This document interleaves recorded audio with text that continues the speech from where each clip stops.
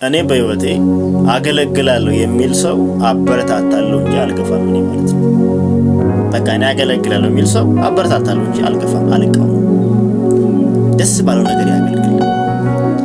ግን ሰዎች የሚያገለግሉት በሰዎች ጥሪ ጣልቃ ገብተው አይደለም። ጥሪክን ማወቅ አለብክ አንተ ማለት ነው። ብዙዎቻችን ነብይነት በፍላጎት ወይ ደግሞ በምርጫ የሚመጣ ይመስላል አይደል? ብዙዎች ማለት ነው ነብይነት ከእግዚአብሔር የሚሰጥ ስጦታ ነው። ስለዚህ ብዙዎቻችን አገልጋዮች ማትለወጡት ለምን ታውቃላችሁ? ጥሪያችሁን ስለማታውቁ ነው። አታውቁትም ጭራሽ። በቃ ለራስ በህይወት መፍትሄ ማምጣት ማትችል ከሆነ ለሌላው ሰው ወይ ለወንድ ወይ ለሴት ልጅ ጸልየክ መፍትሄ ማምጣት አትችልም አንተ ማለት ነው። ምን ለማለት ፈልጌ ነው? የእግዚአብሔር የነቢያት ቅባት ያለበት አንድ ሰው የራሱ የሆነ ቅባት አለው፣ የራሱ የሆነ መልአክ አለው ማለት ነው። በሚሄድበት ቦታ ሁሉ ውጤታማ ይሆናል ያዘው ማለት ነው። ፍሬ ሲያፈራ ታዩታላችሁ። ለምን? ጸጋው በሱ ላይ ስለሆነ ማለት ነው። ብዙዎቻችን የሰው ጸጋ ነው ተሸክመን እየዞርን እየደከምን ያለ ነው ማለት ነው። ፍሬያማ ማጥኑ ለዛ ነው። ነብይነት የሚባል ነገር ቀልድ የሆነ ቅባት አይደለም። በነገራችን ላይ ብዙዎቻችን እናለቅሳለን፣ አልቃሾች ነን፣ እምነት የለንም። ስለዚህ በህይወትክ መባረክና ፍሬያማ መሆን የምትችለው ምን ስትሆን ነው አልኩ? ጥሪህን እወቀው በመጀመሪያ ማለት ነው። እኔ በህይወቴ አንድ ቀን አገለግላለሁ ብዬ አስቤ ካላቅ ጌታ ምስክሬ ናቸው። እኔንም ቤተሰቦቼንም መጠየቅ ትችላላችሁ። አንድ ቀን አስቤ አላውቅም ማለት ነው። ድንገት ነው የእግዚአብሔር ቅባት ይወርድብኝ። ለካ እግዚአብሔር በእኔ ላይ ፕሮግራም ነበር። እኔ አሁን ተባርኬያለሁ።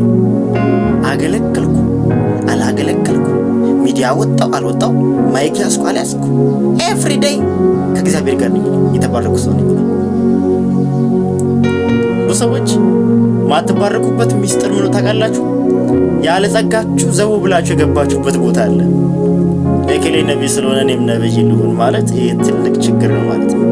መከራ ውስጥ ከገባ የትኛው መልአክ ነው አንተ የሚታደግክ? ቅባት ነው አንተ ካለበት መከራ ነፃ የሚያወጣክ። ከመከራ ሰው ነፃ ለመውጣት ቅባት ያስፈልጋል አንተ ማለት ነው። ብዙዎቻችን የራሳችንን ችግር ሳንፈታ ነው የሰውን ችግር ለመፍታት እየዞርን ያለ ነው። ቀንና ማታ እየፈጋን ያለ ነው ማለት ነው። ወንድሜ እኔ አገልግሎት አልጠላም። እኔ የነቢያት ወዳጅ ነኝ። በኢትዮጵያ ላይ እግዚአብሔር ትልልቅ ነቢያቶችን አስነስቷል።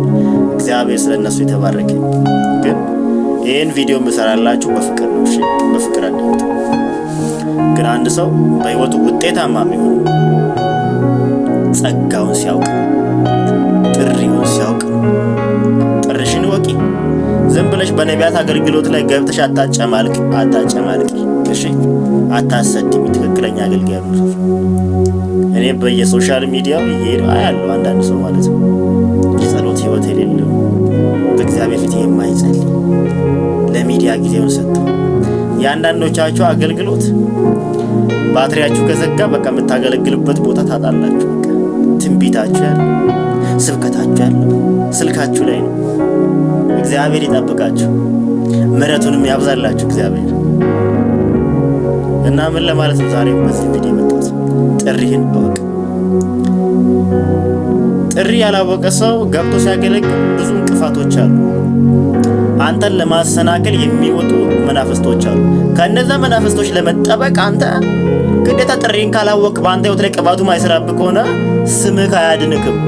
ፕሮፌት የሚለው የእንግሊዘኛ ስፔሊንጉ አንተን አያድንክም። ፕሮፌት ብሎ የሚጠራ አምላክ እግዚአብሔር ነው በአንተ ህይወት ላይ ቅባትን የሚያስቀምጥልህ ማለት ነው። ኦኬ። ስለዚህ እህቶችና ወንድሞች ጥሪያችንን እንወቅ። እግዚአብሔር አምላክ ዘመናችሁን ይባርክ። ሐሳቤ ከተመቻችሁ ቤቱን ፎሎ ያላደረጋችሁ ፎሎ አድርጉት። ላይክ እያደረጋችሁ ኮሜንት ላይ ደስ ያላችሁን ሐሳብ ስጡኝ። እሺ፣ ችግር የለም። አማክሩ እና ለ10 ሰው ለ10 ጊዜ ኮፒ ሊንክ አድርጉ ሁላችሁ ማለት ነው። ጌታ እግዚአብሔር አብቶ ዘመናችሁን ይባርክ። ተባረኩ።